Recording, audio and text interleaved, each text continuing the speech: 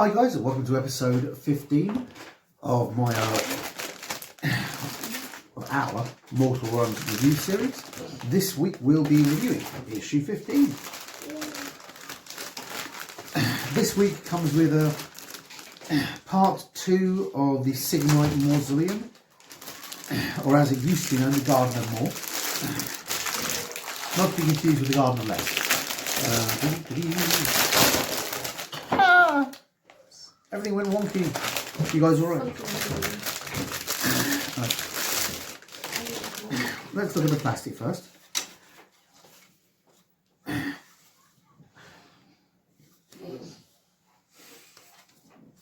We've got here, very much got technical difficulty. Hi there, just had a minor technical difficulty.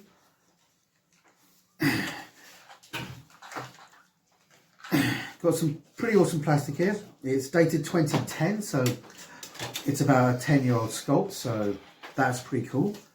I'm sure my wife's going to look forward to building the rest of it. What these are is the bases, what these are the bases for the buildings you built previously. I mean, the buildings can sit over here and basically sit on top around these bits, or if you want, you can separate them out and use them for double the bits of scenery. So that's pretty cool. Then we've got the awesome gateway, the gates for which are on the previous sprue, and the walls, and one last thing, you've got this sort of death with a sword there on a plinth. It's got a lot of old imperial iconography, which is, you know, a lot of which will pass for Sigmarite iconography. Words. We can work. We can English. Tiny when I sit back. It's weird. You are tiny. I'm not that tiny though. Front page, as always, signed by Ian, whoever he is. First page dives straight into the Children of the Storm.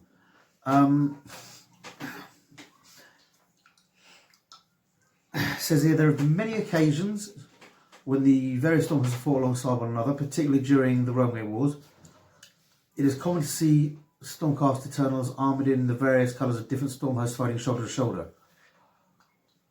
Whilst some rivalries and grudges have been established between some of the Stormhost chambers, also Sigmar, and differences are cast aside in the time of war. So you've got,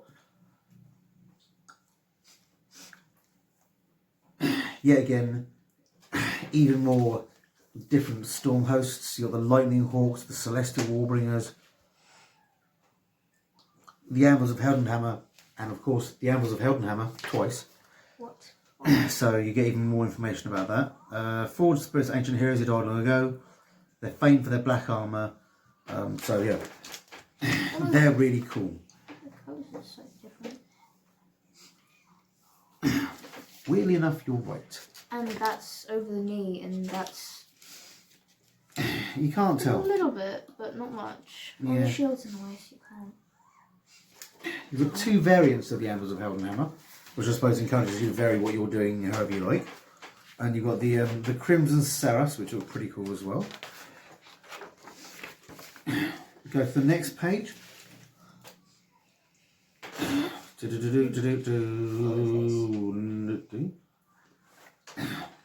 Got a nice bit here. Anvils of Heldenhammer hail from all over Shyish and have fought many campaigns against the dead. Yeah, so you've got a nice bit on the Anvils of Heldenhammer here, possibly why you got them twice. The factions are nice, thing, they're a good place. Next, it goes into the Realm Gate Wars. Sigmar's plan to scour the forces of chaos from the mortal realms.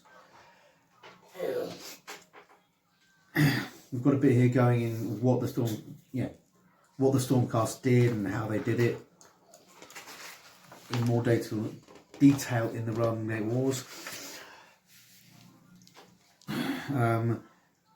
You got the Battle of the Brimstone Peninsula, the All Points Gate, and some bits about the many other Realm Gates there.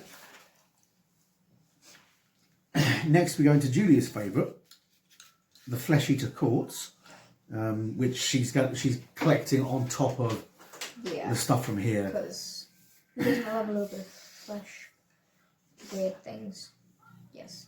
Words. I have words. Okay. Do you want to read that bit there?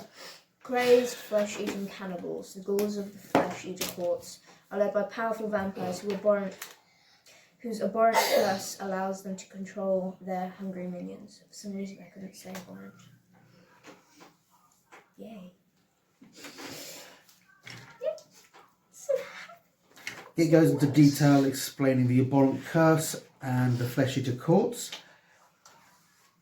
The flesh eater courts are actually pretty awesome. They exist in the old world, but in this world they kind of almost left to Bretonia, really. They're a bunch of vampires that think they're noble knights in noble courts. Very much along the Bretonian ideal. A lot of the ghouls think they're courtiers or things like that, and they all exist in this kind of deluded dream world, this sort of mass hallucination. So, really, they're the kind of the spiritual successors to the Bretonians, only they're evil and grotesque and feast on human flesh, but they don't realise it. So it's all kind of odd. But they go into that with a lot of detail. More stuff on the back here. Mordants are the lowest ranking members of the Flesh Eater Cause. They form packs to better hunt their victims. They are more savage than most. They are more savage monsters than true soldiers, but they're utterly devoted to their abhorrent master.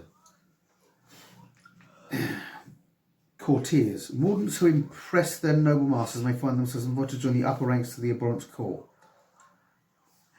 They have been granted the honour of feasting upon their master's blood, and their power has grown as a result. Mordants hold the courtiers in great regard and scurry and swarm around their feet in deranged adoration.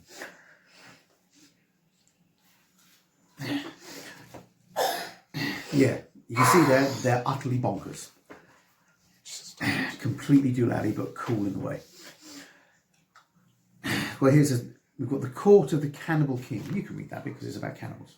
Well, you can read that bit. It's not about cannibals. You can read it. Okay.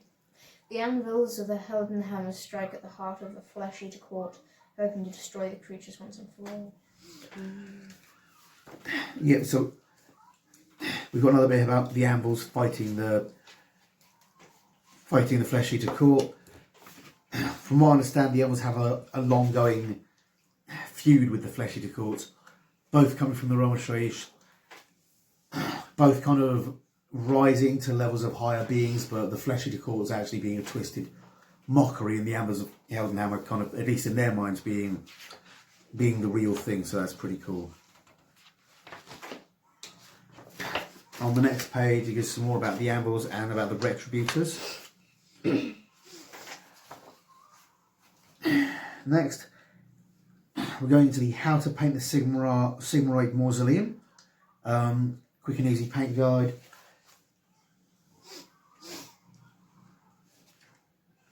Using the colours we've got. Not sure whether bit's red. Maybe it's just to make it look like this. I think it's just to show the difference between that and the top bit. So bright red bit there. Then you've got more bits on how to paint the terrain, which we covered previously. And again, using the Cantor blue and the Corax white to give your stone a nice kind of like cobalt grey feel. So that's pretty cool. And it kind of stands out darker from the buildings. Whether or not you want it to be like that or not, I don't know. It'll be up to you. Next, we've got Charge of the Harrow. Do you want to read that bit? Spooky dead things. Spooky dead things. Leave it. The Nighthorn continue to arrive on the field of battle in droves. More chain rasps emerge from the hills and barrows, led by ghastly... I am fully capable of speaking. Ghastly Dreadblade harrows mounted upon ghostly steeds. Thankfully, the Celesta Ballista has been wheeled into place and is ready to fire. I think I better stop reading because I can't, apparently. Yeah, she's worn out. It's been a very hectic very hectic lockdown. We've given tons of schoolwork and tons of stuff we've had to help her with. I barely had time to think, which unfortunately is one of the reasons we haven't got any battle reports done, because she's been doing schoolwork from early morning till late at night, and then she just wants to sleep, which is a teenager thing. We've got a nice setup here. You're using one of the horses and some of the chain rasps, versus the not the retributors, versus the castigators and the celestial barrister, with the scenery in the middle. So that's pretty cool. You got the stats there, the stuff coming in there. You got reference sheets for movements and charging and that. Then it goes into the standard turn, starting with night haunts. You bring in the hero phase, player has no wizards, the movement phase, shooting phase, charging phase, and combat phase. And then the same for the Stormcast units, and then just basically repeat ad infinitum until you've run out of models. So that's pretty cool.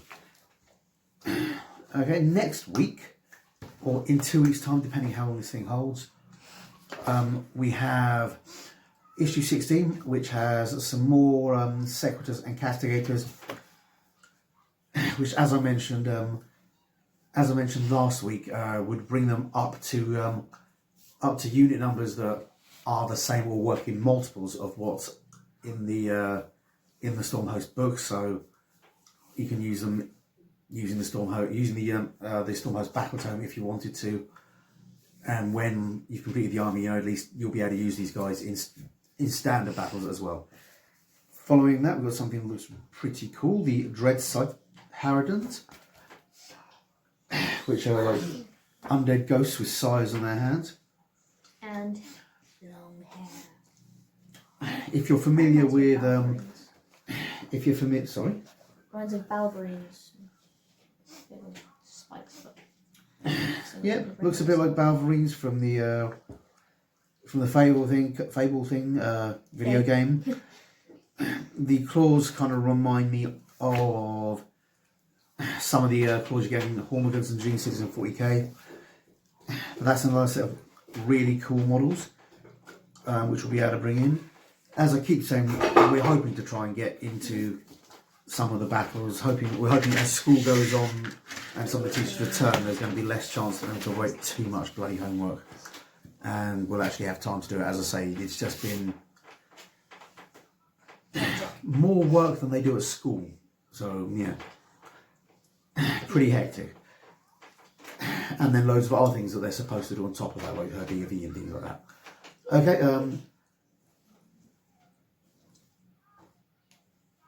hopefully you guys enjoyed that, and we'll see you next time. And we're going to get on to building these things and the other things. Have a nice night. Bye. Hi guys, hope you enjoyed that video, and if you did, remember to like and subscribe to my channel. I'm also on Facebook and Twitter. Not sure why, but I am. So if you like it, see me there, and please tell your friends. Thanks very much. Bye.